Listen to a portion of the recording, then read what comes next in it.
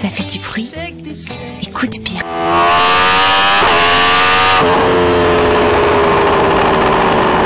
Ça crépite, ça crépite. Coco Pops.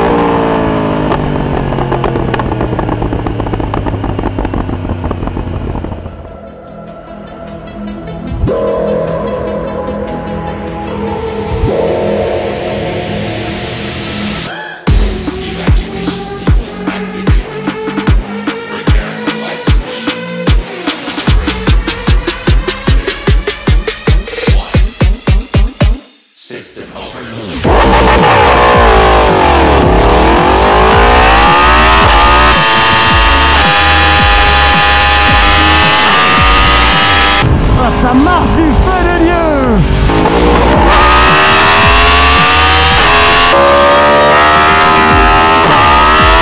C'est incroyable! Ça s'arrête jamais! Le bruit il est magique! C'est énervé! Allez, écoutez-moi ce lion! C'est clairement un rail! Un problème avec ta consommation, hein! 99,9 litres au 100! Elle a soif, mais... Tu mets comment du coup le launch control? T'appuies dessus, tu restes dessus. Ouais, comme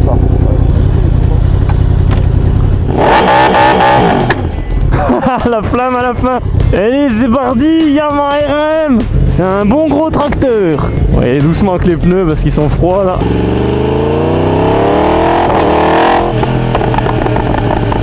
Oh la vache! Ça pétille derrière. Cette moto, on dirait vraiment, elle a un pop and bang. Regardez, écoutez. Accélère. Tu relâches. Et là, t'écoutes.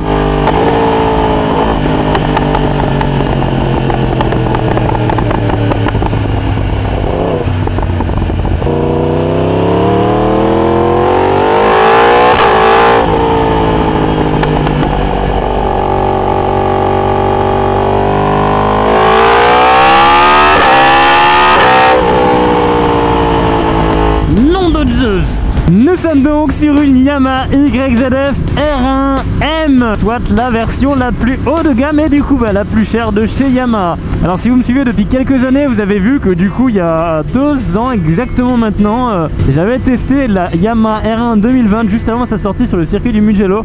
C'était la version standard. Alors la version standard, elle était déjà folle et elle était magnifique. Elle faisait pas de bruit parce qu'il y avait la ligne d'origine. La version M que j'ai actuellement, elle est plus belle, vraiment beaucoup plus belle. Elle est toute en carbone, enfin majoritairement en carbone, et surtout le pot d'échappement, c'est un pot d'échappement full tube Akrapovic du début à la fin. Il n'y a pas de catalyseur, pas de chicane, rien du tout. C'est un bonheur auditif, ça je vous le garantis. On entend de très très loin.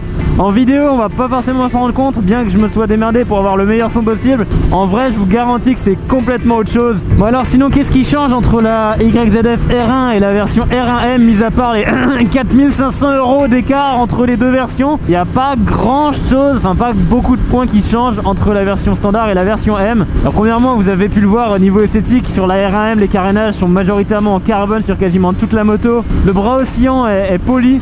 Il est gris sur la version M, il est noir sur la version standard. On a ensuite au niveau du moteur des injecteurs en titane sur la version M. Les roues ce sont des jantes en magnésium et je crois que sur la standard ce sont des jantes en aluminium. On a un niveau suspension à l'avant, la fourche change bien que les deux soient de toute manière en all-ins. Sur la version M c'est du all-ins mais piloté, la compression ou la détente est entièrement pilotée via le tableau de bord ou via une application de téléphone. Et l'application de téléphone est simplement reliée à la moto avec le point suivant que la R1M a en plus de la R1 standard, à savoir une petite centrale d'acquisition qui permet du coup de régler la moto sur le téléphone et également de récupérer les trajets par exemple, et notamment les trajets sur piste.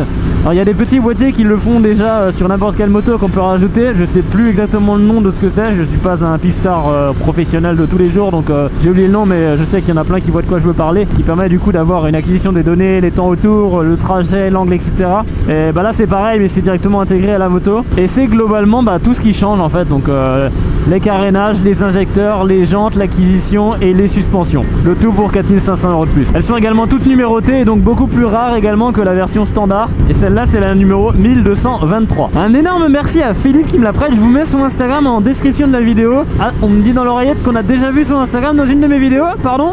Effectivement, c'est le même Philippe que celui qui m'a prêté la GSX-R 1000 2018, donc la rouge avec l'édition Yoshimura, qui avait d'ailleurs un petit problème niveau des catalyseurs ou je ne sais plus quoi, qui fait que la moto ne prenait pas sa vitesse qu'elle devrait prendre. Mais bref, c'est de l'histoire ancienne, il l'a revendue. À la base, il rachetait que des GSX-R. Pour une fois, il a décidé de changer de marque et franchement, je pense qu'il est pas déçu. La RAM, c'est quand même quelque chose, même la R1 classique, mais la M en noir comme ça, elle est vraiment énervée. Et surtout le bruit, t'as ça sur aucune autre moto, le son du crossplane, ça fait un petit peu penser au V4, mais c'est même limite, j'ai envie de dire, plus beau que le V4. C'est vraiment un bruit unique qu'on retrouve que sur cette moto. Dans cette vidéo, on se rendra également sur piste au circuit de l'Anneau du Rhin qui encore une fois m'ouvre les portes. Alors ça a été fait la semaine dernière, je vous préviens d'avance, c'est pas fou en fait. J'avais le grand circuit, mais il y a eu du drift la veille de mon arrivée, donc il y avait des morceaux de gomme un petit peu partout sur la piste, ce qui fait que la piste n'était pas forcément très folichonne pour rouler dessus, surtout en moto, ce qui fait que j'ai pas forcément pu rouler comme je voulais. J'ai dû vraiment me limiter et pas trop pencher pour ne pas glisser sur la gomme, et j'ai bien fait puisque j'ai appris par un ami que le lendemain il y a eu pas mal de chutes, vraiment beaucoup plus que d'habitude, justement à cause de la gomme qu'il y avait sur la route. Donc voilà, donc arrivé aux portes de l'autobahn, ce crépitement je m'en lasserai jamais, hein. T'accélères, tu lâches les gaz, pac pac pac derrière. Donc là pour l'instant on est encore sur la portion limitée, mais là-bas dans quelques kilomètres c'est totalement libre. Donc la question du est-ce que ça vaut le coup de mettre 4500 € de plus pour avoir surtout les suspensions Öhlins en fait, parce que si on achète cette version là c'est qu'on veut les suspensions Öhlins. Alors j'ai envie de dire oui et non, puisque ça va dépendre de pour qui ça sera oui ou non. Pour quelqu'un qui roule sur route, vraiment la standard elle suffit largement, parce qu'une R1 sur la route ça sert à rien. Clairement ça sert à rien, à moins que vous rouliez que en ligne droite dans des endroits où vous n'avez pas de montagne. Mais dans les cas comme le mien par exemple, où en Alsace la majorité des gens font 90% de leur temps d'école en montagne, la R1 clairement elle sert à que dalle, hein. C'est beaucoup trop puissant, c'est démesuré, que ce soit pour la montagne, pour la ville. C'est bien pour l'autoroute mais point, et sinon pour le circuit, et même sur certains circuits, notamment l'Anneau du Rhin, tu sens que la moto elle est vraiment démesurée par rapport au circuit. Il faut vraiment aller sur des grands circuits type le Mugello ou alors Dijon ou le Paul Ricard, mais sur les petits circuits vraiment elle a rien à y faire. Donc si c'est pour route, clairement vous pouvez prendre la R1 classique que vous n'utiliserez jamais jusqu'au bout, et la version M c'est vraiment si vous avez l'intention de faire de la piste, ou si comme Philippe en fait vous faites pas de piste mais vous avez envie d'avoir une belle moto qui sort un petit peu de l'ordinaire et qu'on ne voit pas beaucoup, parce que c'est vrai que des R1M j'en ai pas croisé beaucoup dans ma vie. Donc là c'est totalement illimité maintenant, donc si je veux là je suis à 120 et hop, voilà, là c'est parti.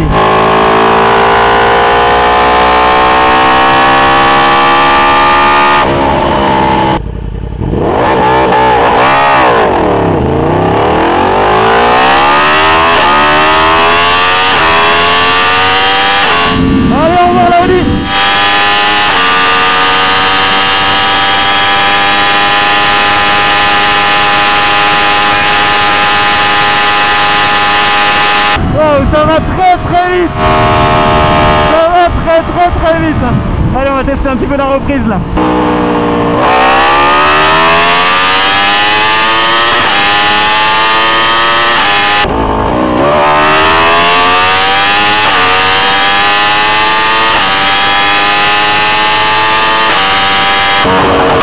C'est incroyable. Ah, le bruit et la puissance, ça s'arrête jamais.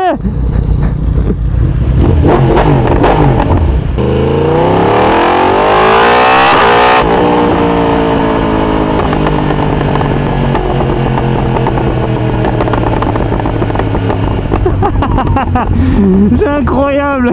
Pop and bang sur la RM.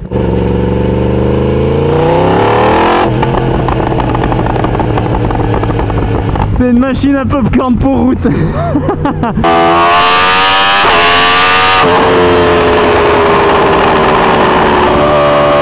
En France, quand on dit les gens ils glandent sur la voie de gauche, c'est quand ils roulent à 90. En Allemagne ils glandent à gauche mais à 200. C'est pas le même délire. Il faut savoir un truc avec cette moto, c'est que c'est un petit peu comme un scooter. Regardez.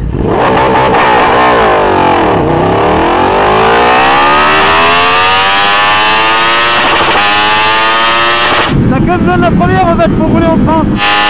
Les 50 elles servent qu'en Allemagne.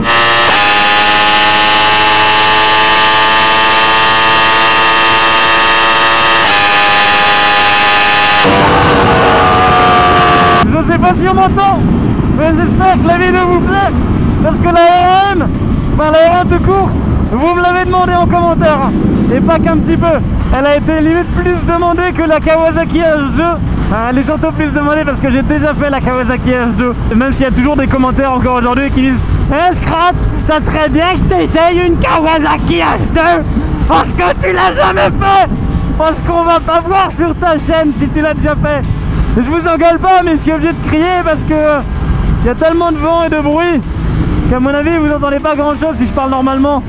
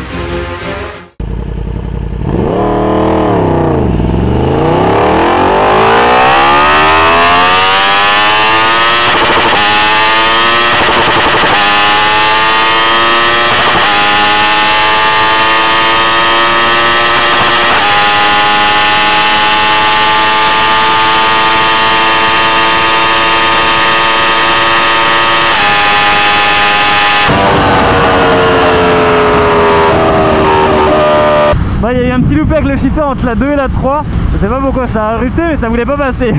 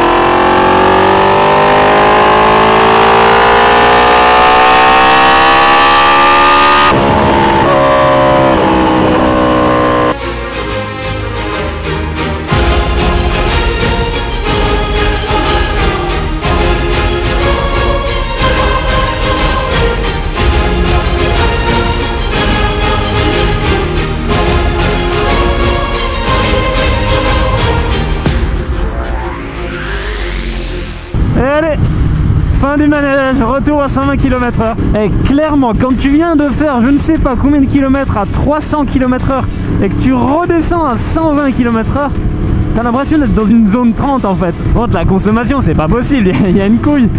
Je peux pas être encore à 99 litres, à moins que ça soit la moyenne depuis qu'on est parti. Ce que je peux comprendre, et encore parce qu'on a quand même fait 30 km sur la nationale et j'étais pas très haut dans les tours. Ah, qu'est-ce qu'on s'emmerde à 100 km/h, c'est mieux à 300, c'est mieux à 300. Un problème avec ta consommation, hein. La consommation 99,9 litres au 100. Mais ça bouge pas. C'est comme ça depuis avant. Hein? Elle a soif, mais... Allez, écoutez-moi ce lion.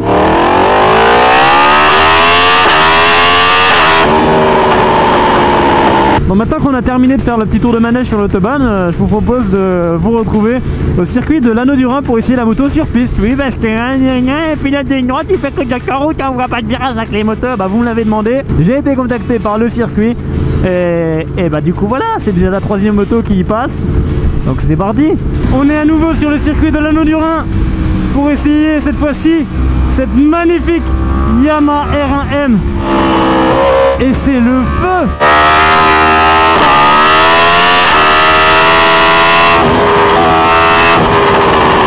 Alors je pensais vraiment que le circuit il allait être un peu petit par rapport à cette moto qui est totalement démesurée. J'aime pas trop cette chicane. Ouais, par rapport à cette moto qui est totalement démesurée, un 1000 de 200 chevaux et tout. Parce que je l'avais essayé au Mugello et là c'était parfait. Et là pour le coup en fait c'est quand même vraiment sympa l'Anneau du Rhin.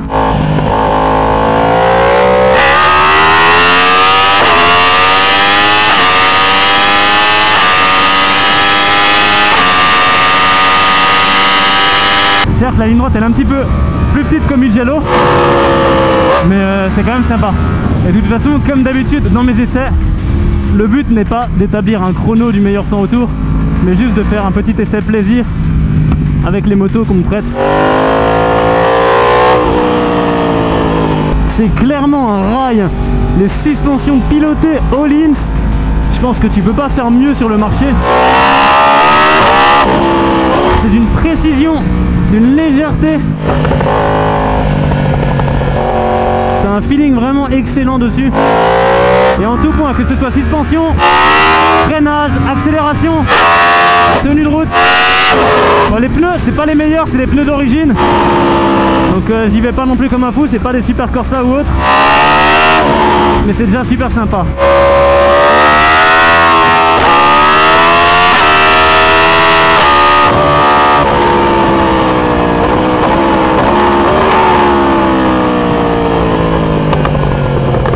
Celle que j'avais essayée sur le Mugello, elle avait la ligne d'origine, c'était un aspirateur à côté.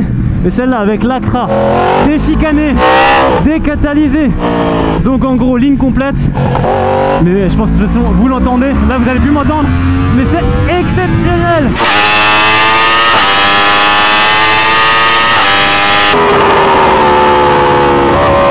Le frein arrière il est d'une violence aussi. Ça t'assoit parfaitement bien la moto.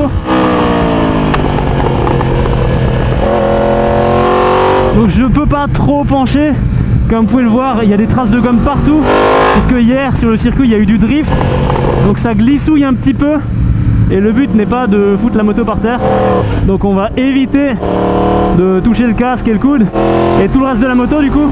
Alors pour répondre à la question de est-ce que ça vaut le coup de mettre plus de 6 000 € de supplément pour avoir cette moto comparée à la normale, je dirais que pour le savoir il faut essayer les deux vraiment au même moment, dans la même journée, parce que la dernière fois que j'ai roulé avec la R1 c'était il y a presque 2 ans, donc j'ai pu le souvenir au détail près de qu'est-ce qu'elle donnait sur le circuit avec les suspensions d'origine qui étaient déjà de très bonnes suspensions, mais de toute manière ça ne peut que être mieux. Ça ne peut que être mieux avec du Öhlins piloté qu'avec de la suspension d'origine Yamaha. C'est tellement rauque. Il y en a plein, je sais, qui n'aiment pas trop le son de la R1, le crossplane. Ah, moi je surkiffe. C'est tellement énervé. Surtout quand il est libéré comme ça. Sans chicane, sans rien. Hop, dernier tour et on va tourner les petits plans statiques avant de lui rendre la moto. Je le répète encore une fois, le but n'est pas de faire des chronos, le but n'est pas de rincer la moto, de bousiller les pneus, de vider le plein, juste de faire un roulage plaisir et de vous partager ça en vidéo. Voilà, je le fais à pied, au moins je me casse pas la gueule parce que je sais pas prendre les virages à ce qui paraît. Du coup on va faire les trajectoires sur l'Anneau du Rhin avec, à pied en fait. El Sacado. Allons-y, petite randonnée sur le circuit. Scratch il sait pas faire des virages, alors il fait le circuit de l'Anneau du Rhin à pied. Comme ça il tombe pas.